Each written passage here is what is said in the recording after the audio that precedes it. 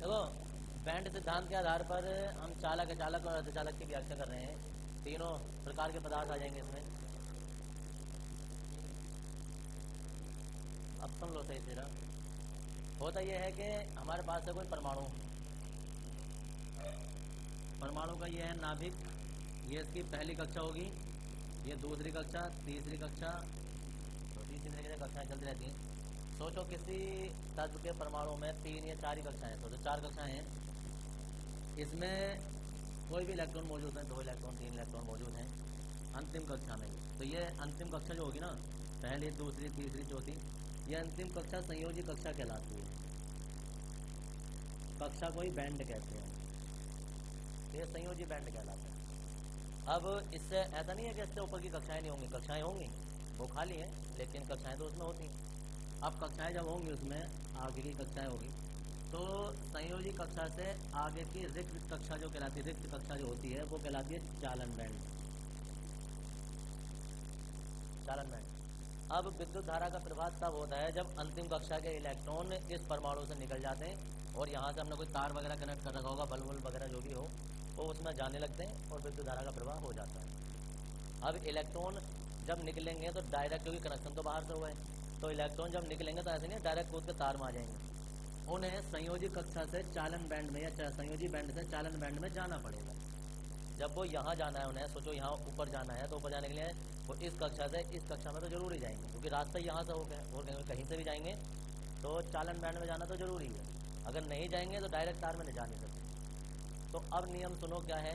नियम याद रखना इस बात का कि अगर किसी तार में इलेक्ट्रॉन जाएंगे, इलेक्ट्रॉनों का प्रवाह हो जाएगा किसी भी पदार्थ में, तो उसमें ऐसा मान के चलना कि संयोजी कक्षा के इलेक्ट्रॉन उसमें प्रवाहित हो गए और विद्युत धारा का प्रवाह हो जाना। और अगर जो कोई पदार्थ ऐसा है जिसमें कि करंट नहीं आ रहा है, तो इसका मतलब उसमें संयोजी कक्षा के इलेक्ट्रॉन नहीं पहुंच पा रहे। ठीक है। अब नियम क्या है। अब ये जो है ना हमारे पास संयोजी कक्षा, जिसे हमने दिखा रखा है ऐसे, और जो इससे ऊपर की कक्षा है चालन कक्षा या चालन बैंड, को हमने ऐसे दिखा रखा है। इलेक्ट्रॉन हमेशा इसमें रहते हैं। अब चालक पदार्थों में जैसे कि सिल्वर वगैरह, कॉपर, एल्युमिनियम, लोहा जैसे तुम्हारे पास ये पदार्थ होते हैं, इनमें संयोजी बैंड और चालन बैंड दूर दूर नहीं होते, बल्कि एक दूसरे के ऊपर चढ़े हुए होते हैं, अतिव्यापित होते हैं। अतिव्यापित होते हैं तो संयोजी बैंड के इलेक्ट्रॉन चालन बैंड में आसानी से आते जाते रहते हैं, चले जाते हैं। जब इसमें चले जाएंगे तो बाहर भी निकल जाएंगे। तो होता क्या है कि संयोजी बैंड के इलेक्ट्रॉन चालन बैंड में आसानी से प्रवेश कर जाते हैं, जिस कारण चालक पदार्थों में विद्युत धारा का प्रवाह आसानी से हो जाता है और ये चालक कहलाते हैं। तो चालक भी कह सकते हैं। अब बात आती है इसकी, ये होते हैं अर्धचालक, ठीक है जी, अर्धचालक। और ये होते हैं अचालक। अब अचालकों में देखो, पहले अर्धचालक बाद में बताते हैं, पहले अचालक देखो। अचालक पदार्थ जैसे कि रबड़, लकड़ी या और भी ऐसे पदार्थ जिनमें करंट नहीं जाता है। और उसमें जाता क्यों नहीं है, उसका कारण देखो कि संयोजी बैंड के इलेक्ट्रॉन, इसके संयोजी बैंड के इलेक्ट्रॉन चालन बैंड में इसलिए नहीं पहुंच पाते हैं क्योंकि बीच में ऊर्जा अंतराल, ये होती है गैप, ऊर्जा अंतराल, या इसे कहते हैं वर्जित अंतराल, ईजी से प्रदर्शित करते हैं। वर्जित अंतराल बहुत अधिक होता है, जिस कारण संयोजी बैंड के इलेक्ट्रॉन चालन बैंड में प्रवेश नहीं कर पाते हैं और अचालक पदार्थों में विद्युत धारा का प्रवाह नहीं होता है। ये होते हैं अचालक पदार्थ। क्या है कि अचालक पदार्थों में संयोजी बैंड तथा चालन बैंड, संयोजी बैंड और चालन बैंड के मध्य ऊर्जा अंतराल या वर्जित अंतराल बहुत अधिक होता है। बहुत अधिक होने का मतलब कोई सोचे कितना होगा, तो नॉर्मली ऐसा माना जाता है कि जितने भी अचालक पदार्थ है ना, उनमें 3 इलेक्ट्रॉन वोल्ट से अधिक ही होता है गैप, इतना। यानी कि इलेक्ट्रॉन को यहाँ से यहाँ तक उड़ाने के लिए इतनी ऊर्जा देनी पड़ेगी। अब सबसे ज़्यादा किसमें होता है, सबसे ज़्यादा होता तो माइका में है, लेकिन माइका जैसा भी ऐसा माना जाता है कि डायमंड में भी लगभग उसी के बराबर होता है। डायमंड सबसे ज़्यादा कुचालक पदार्थ होता है, अचालक पदार्थ होता है, और उसका वर्जित अंतराल 6 इलेक्ट्रॉन वोल्ट होता है। यानी कि अगर इलेक्ट्रॉन को यहाँ से यहाँ तक डायमंड के अंदर यहाँ से यहाँ तक भेजना पड़े तो इतने इलेक्ट्रॉन वोल्ट ऊर्जा देनी पड़ेगी, जो कि नॉर्मली संभव होती नहीं है आमतौर पर।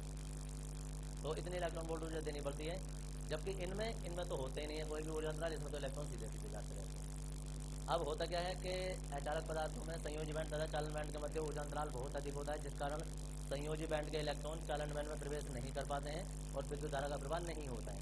नहीं होता है मतलब किसी भी हाल में नहीं होगा। ठीक है, अब बात आ जाती है अर्धचालकों की। अर्धचालकों में संयोजी बैंड तथा चालन बैंड के मध्य ऊर्जा अंतराल बहुत कम होता है। बहुत कम होने का मतलब कितना होता है कि 0.7 इलेक्ट्रॉन या 1.1 इलेक्ट्रॉन वोल्ट, जिस कारण इलेक्ट्रॉन सामान्य ताप पर तो इलेक्ट्रॉन नहीं पहुंच पाते हैं।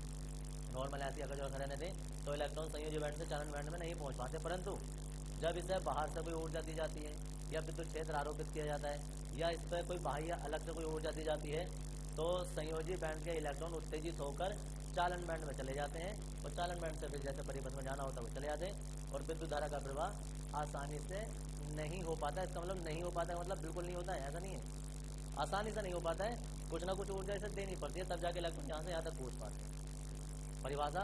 परिभाषा ये होती है कि अचालकों में संयोजी बैंड तथा चालन बैंड के मध्य ऊर्जा अंतराल या वर्जित अंतराल बहुत कम होता है, जिस कारण इलेक्ट्रॉन संयोजी बैंड के इलेक्ट्रॉन चालन बैंड में आसानी से प्रवेश नहीं कर पाते।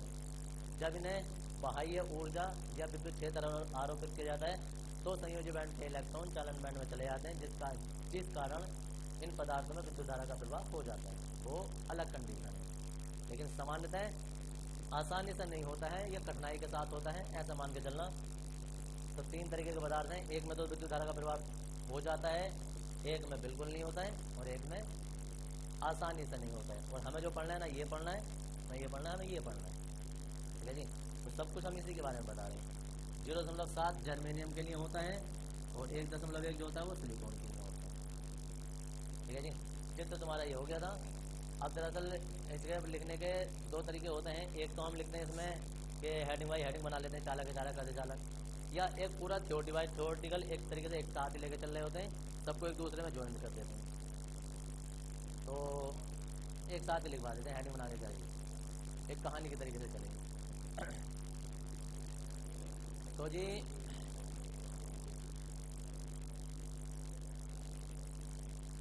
इसमें लिखेंगे प्रत्येक पदार्थ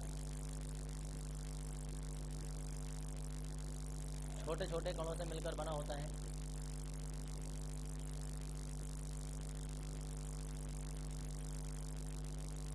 प्रत्येक पदार्थ छोटे छोटे कणों से मिलकर बना होता है, जिन्हें क्या कहते हैं, जिन्हें परमाणु कहते हैं।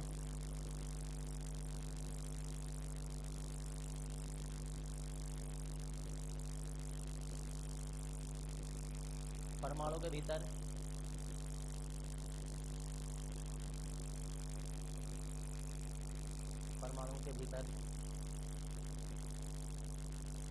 इलेक्ट्रॉन, परमाणु के भीतर इलेक्ट्रॉन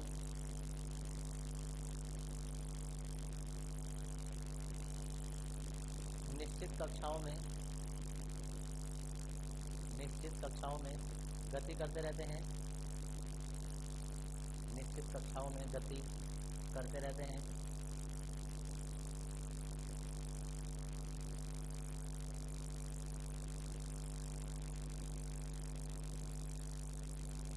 किसी परमाणु की किसी परमाणु की अंतिम कक्षा को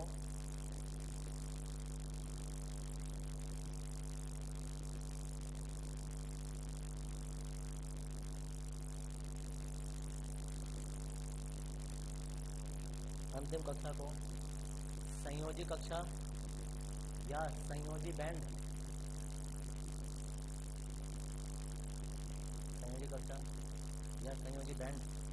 कहते हैं।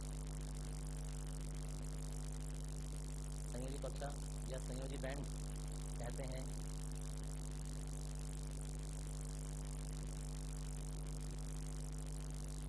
संयोजी बैंड कहते हैं और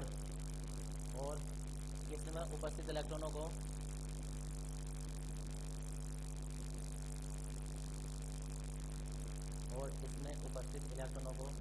संयोजी इलेक्ट्रॉन कहते हैं।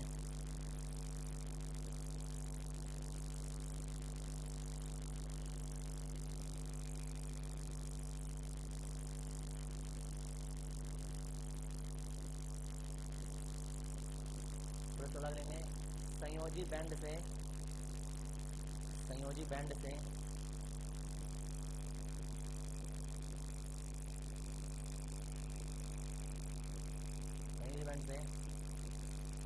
अगली रिक्त कक्षा को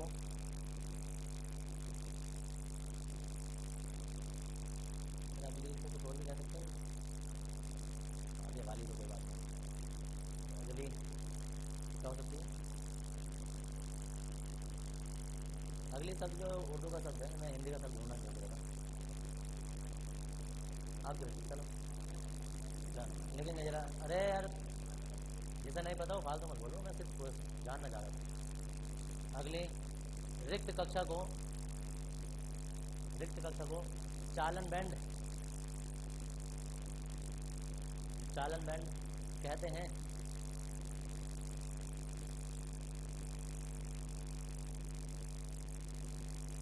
चालन बैंड कहते हैं।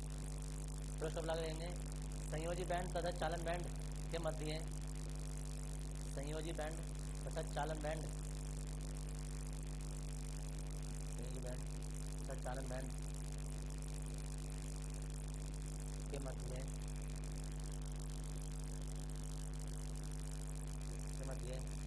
ऊर्जा अंतराल, मध्य अंतराल को ऊर्जा अंतराल या वर्जित अंतराल कहते हैं।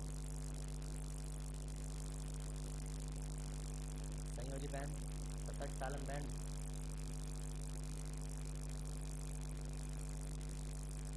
के मध्य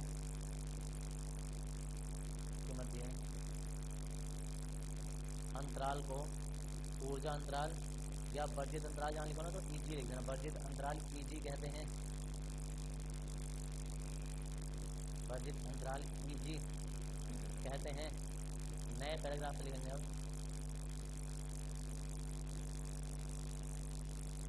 चालकों में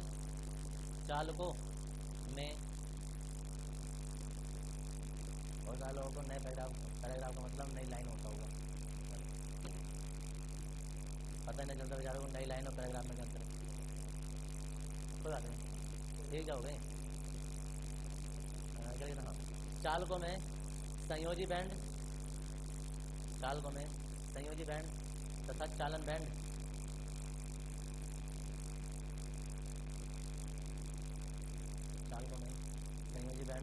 तथा चालन बैंड के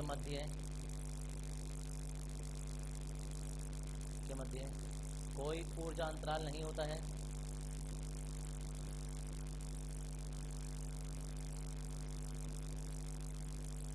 कोई ऊर्जा अंतराल नहीं होता है और यह बैंड परस्पर अतिव्यापित होते हैं। यह बैंड परस्पर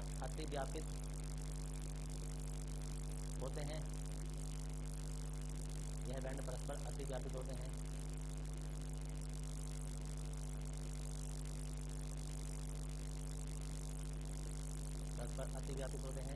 जिस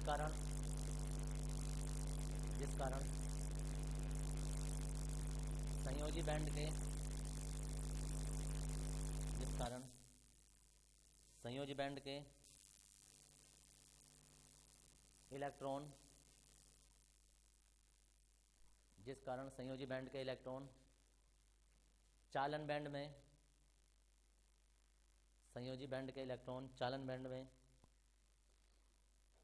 आसानी से प्रवेश कर जाते हैं।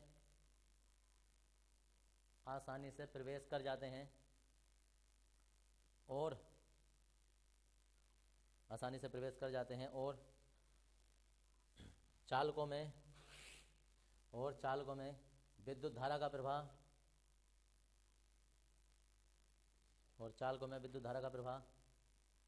सुगमता से हो जाता है। सुगमता जिससे ना लिखा जा रहा हो आसानी से लिख देना।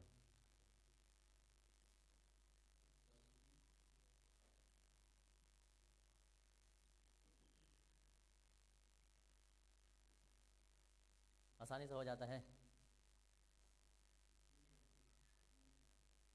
फिर नए पैराग्राफ लिखेंगे।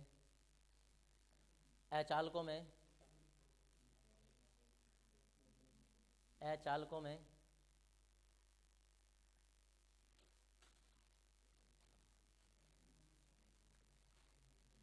अचालकों में संयोजी बैंड तथा चालन बैंड। एक दूसरा जहाँ जहाँ के लिख रहे हैं यार, पता नहीं पैराग्राफ क्या चीज़ होती है, पड़ोस से देख रहे हैं लिख रहे हैं। अचालकों में संयोजी बैंड तथा चालन बैंड के मध्य वर्जित अंतराल, अचालकों की बात हो रही है, अचालकों नहीं। अचालकों में संयोजी बैंड तथा चालन बैंड के मध्य वर्जित अंतराल बहुत अधिक होता है, बहुत अधिक होता है,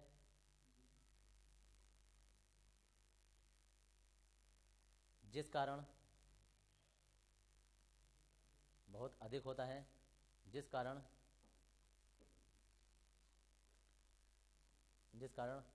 संयोजी बैंड के इलेक्ट्रॉन,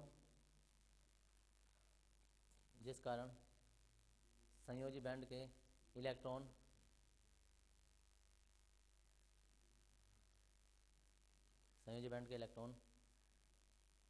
चालन बैंड में प्रवेश, संयोजी बैंड के इलेक्ट्रॉन चालन बैंड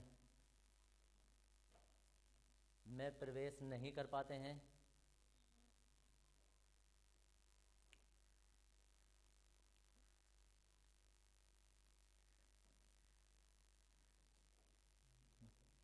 नहीं कर पाते हैं और अचालकों में विद्युत धारा का प्रवाह नहीं होता है, और अचालकों में विद्युत धारा का प्रवाह नहीं होता है।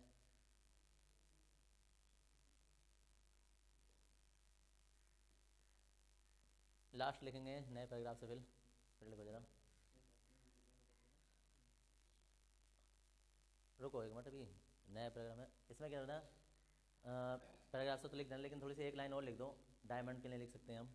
इसमें लिखेंगे अचालक पदार्थों में डायमंड, अचालक पदार्थों में डायमंड, हीरा लिख देना, डायमंड जैसे ना लिखा जा रहा हो, हीरे में वर्जित अंतराल,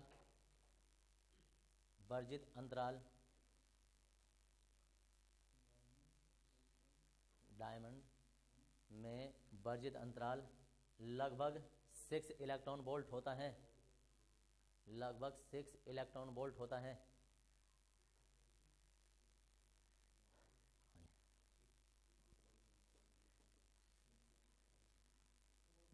नीचे लिखेंगे, अब नए पैराग्राफ से लिखेंगे। अचालक पदार्थों में, सॉरी अर्धचालक पदार्थों में, तीसरा वाला लिख रहे हैं लास्ट, अर्धचालक पदार्थों में संयोजी बैंड तथा चालन बैंड, संयोजी बैंड तथा चालन बैंड के मध्य, संयोजी बैंड तथा चालन बैंड के मध्य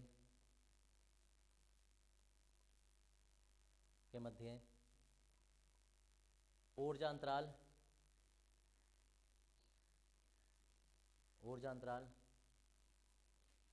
बहुत कम होता है, बहुत कम होता है, ब्रैकेट में लिख देंगे 2 इलेक्ट्रॉन वोल्ट से कम, 2 इलेक्ट्रॉन वोल्ट से कम,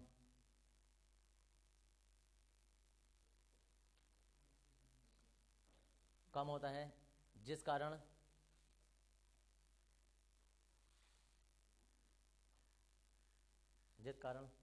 संयोजी बैंड, के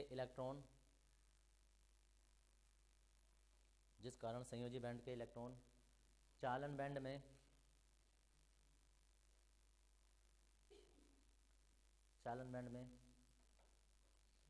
आसानी से नहीं पहुंच पाते हैं, आसानी से नहीं पहुंच पाते हैं, और अर्धचालकों में आसानी से नहीं पहुंच पाते हैं, और अर्धचालकों में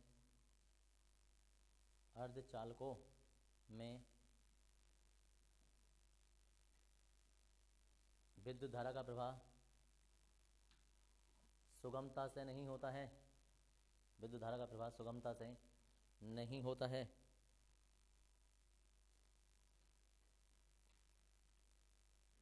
नहीं होता है।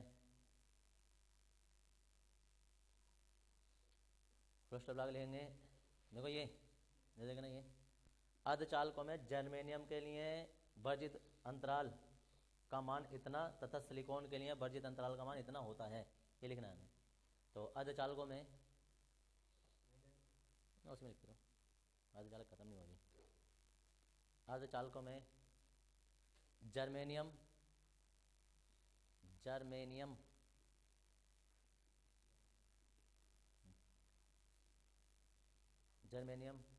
के लिए वर्जित अंतराल अगर जो ना लिखा जाए तो Eg लिख देना, Eg का मान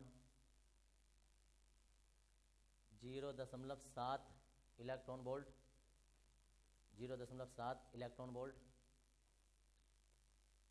तथा वर्जित अंतराल का मान 0.7 इलेक्ट्रॉन वोल्ट तथा सिलिकॉन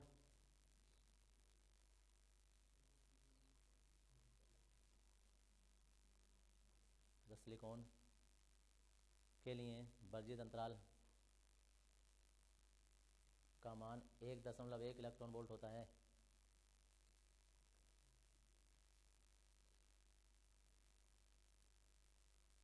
देखो भाई, रटने वाले लोग तो खैर इसे रटने की कोशिश करेंगे, लेकिन ये ना पेज वेज वगैरह इसके शब्द मत नापना कि यार बड़ा लंबा सा हो गया है। ये कहानी के रूप में था। आराम से अगर जो तुम इसे एक बार सिर्फ पढ़ लो ना, ध्यान से सिर्फ पढ़ लो, या बहुत होगा तो अभी भी पता चल गया होगा कि अगर जो मैं इसे ना भी पढ़ना एग्जाम में तो भी लिखाऊंगा।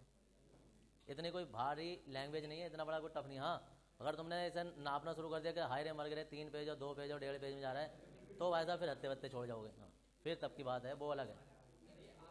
लेकिन यहाँ 1-2 बार ही आ रखा है अभी तो फिलहाल, लेकिन इम्पोर्टेंट तो होता है। हेडिंग डालेंगे,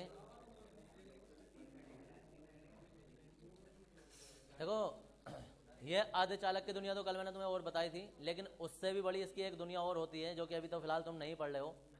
लेकिन कभी फिजिक्स से जब तुम्हें एमएससी करने का मौका मिलेगा, बीएससी में तो खैर इतना नहीं है, एमएससी करने का जब मौका मिलेगा या बीटेक जब तुम करोगे ना, तो इस जर्मेनियम और सिलिकॉन का, खासकर सिलिकॉन का, तुम्हें पता चलेगा उस टाइम पर कि इसकी चिप वगैरह जो बनाई जाती हैं, मेमोरी कार्ड जो होते हैं ना, वो इसी के बनाए जाते हैं। सोचो, हाँ, ये जितने भी गूगल है, यूट्यूब है या अमेजन है और बहुत सारी जितनी भी साइट हैं, ये इनका अपना पूरा सर्वर होता है। अपना सर्वर का मतलब समझ लो, अपनी पूरी बहुत बड़ी बड़ी चिप है। और चिप ऐसा समझ लेना कि हमारे मोबाइल में इतनी सी चिप आती है जो कि हम उसमें 2 GB या 10 GB या जो भी 64 GB या 128 GB जो भी कर सकते हैं।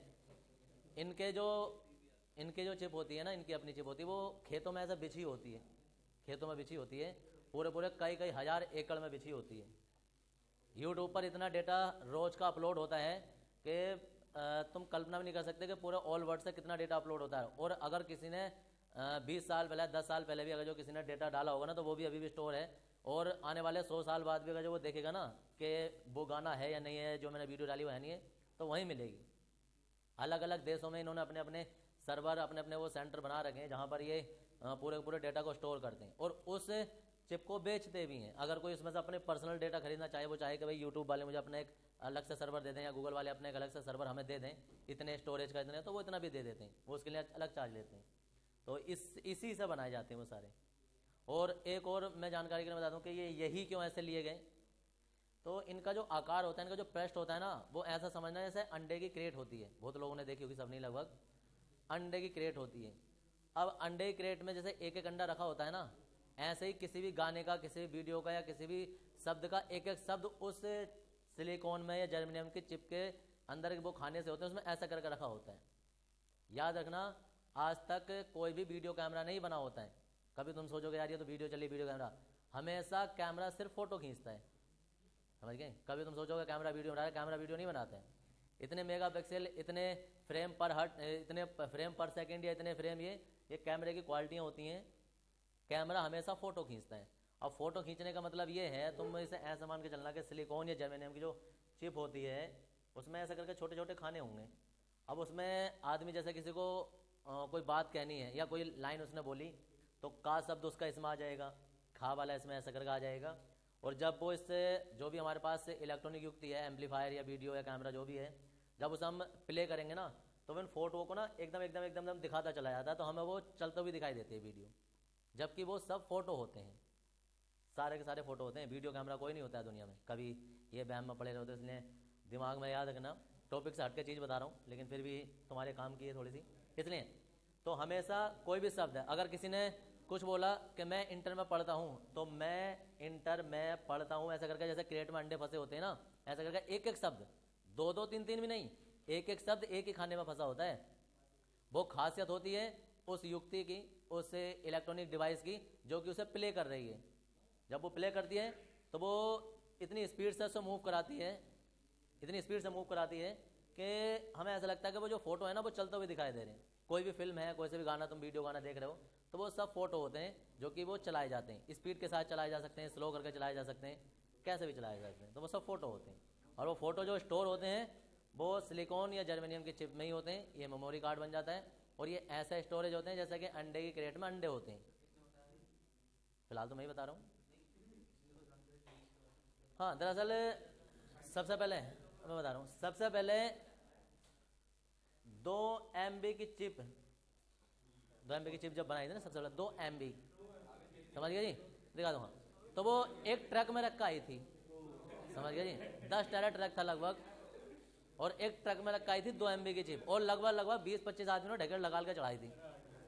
और उस टाइम के लिए ये अपने आप में बहुत बड़ी खोज थी कि यार एक ऐसी चिप बनाई है जिसमें कि बहुत सारे, क्योंकि उस टाइम पर फोटो वगैरह भी ना एक एक KB, 2-2, 3-3, 4-4 KB के होते थे।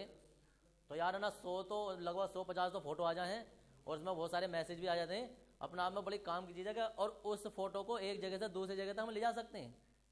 तो ये अपने आप में इतना बड़ा था। और सोचो कि कंप्यूटर तो जितना बड़ा था ही था, उसके साइड में दीवार से खड़ी करके चिप खड़ी होती थी 2 MB की, ठीक है ना जी, और उसमें डेटा रखा जाता था जितने भी इनके होते हैं। फिर उसके बाद में आप सोचो कितनी प्रोग्रेस की गई होगी जब से अब तक, लगभग ये 1960 के आसपास की जब की बात होगी, जब से अब तक के होते होते चिप जो है वो तुम अगर जो एक से छोड़ो, अगर जो तुम टीवी में भी लेने जा रहे हो ना, टीवी में भी तो भी इतनी सी मिल जाएगी, तुम्हें दिखाई भी ना देगी।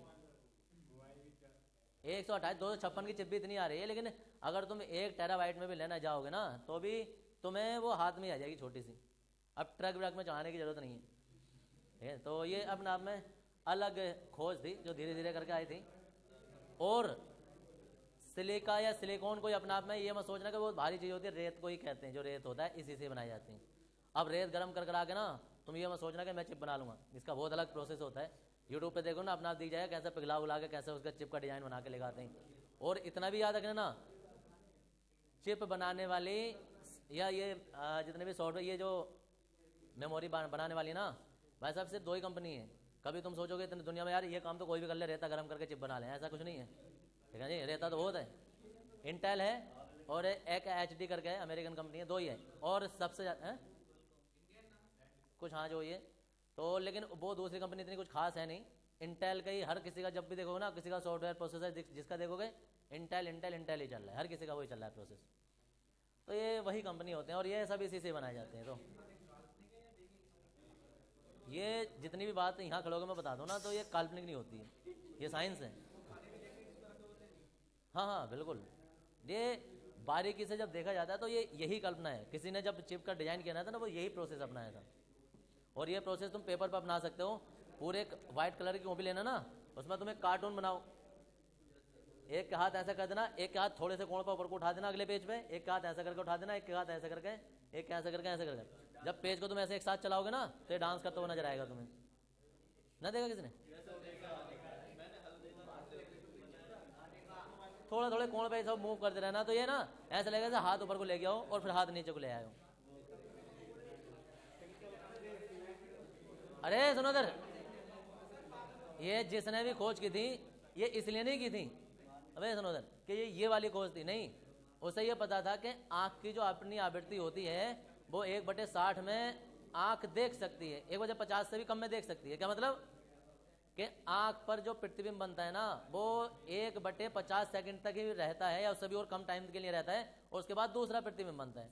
अगर कोई चीज इतनी जल्दी जल्दी करे जाए जो कि 1/50 से भी और कम भाग में की जाए, तो एक प्रतिबिंब हटेगा नहीं, इतना दूसरा प्रतिबिंब बन जाएगा। तो दूसरा प्रतिबिंब बन जाएगा तो वो चीज व्यक्ति को चलता हुई दिखाई देगी। ऐसा नहीं है, अगर जो तुमने एक फोटो दिखाया उसके बाद में 1 आध सेकंड बाद दूसरा दिखाया, तो वो हमें फोटो ही दिखाई देंगे। लेकिन अगर वो फोटो हम लगातार इतनी तेजी से दिखाते हैं कि एक फ्रेम रेटिना से हट नहीं रहा है, दूसरा फ्रेम रेटिना पे आ जा रहा है, तो वो फिर हमें फोटो दिखाई नहीं देगा, वो वीडियो दिखाई देगी फिर हमें। ये प्रोसेस होता है। ये अपने ऐसा मत सोचना कि ये इसके जिसने भी क्वालिटी नापी वो इसकी नापी या चिप बनाने की ये क्वालिटी नहीं नापी, उसने हमारी आंख की रेटिंग कर ली सही से, क्या मानव नेत्र क्या देख सकता है, वो प्रोसेस होता है। चलो जी, बताने के लिए तो बहुत कुछ है, लेकिन उस दुनिया में मत जाओ, वो सॉफ्टवेयर की दुनिया है।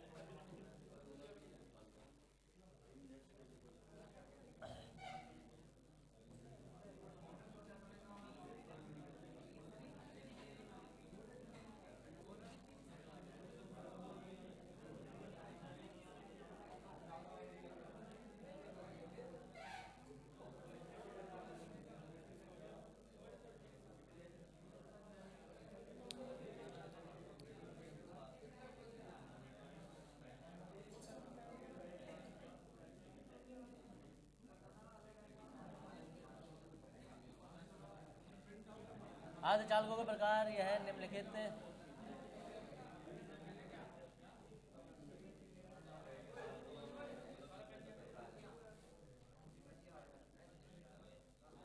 यह निम्नलिखित दो प्रकार के होते हैं।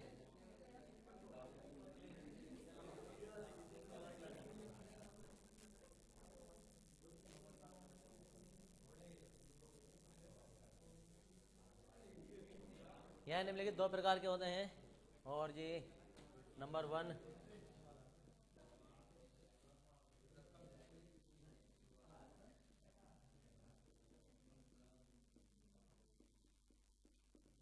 नेज अर्धचालक। और जी इसके बाद आ गया है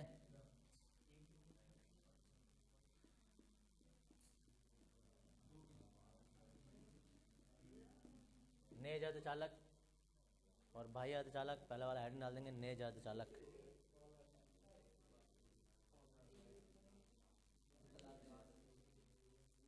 स्टार्टिंग में जब बेहड ने टीवी बनाया था तो टीवी के अंदर खड़े होकर ना चल चल के टीवी को संभालते थे वो,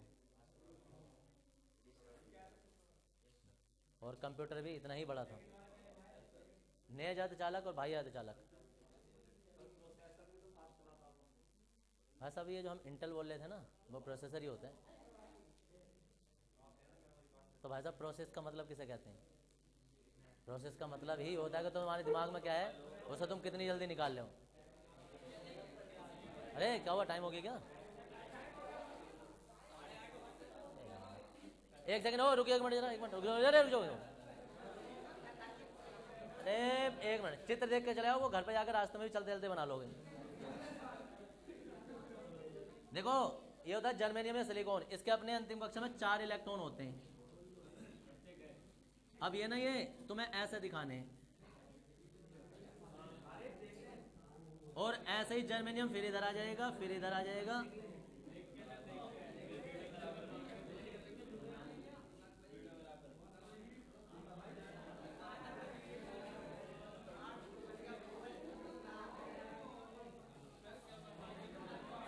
नहीं अभी बनाओ।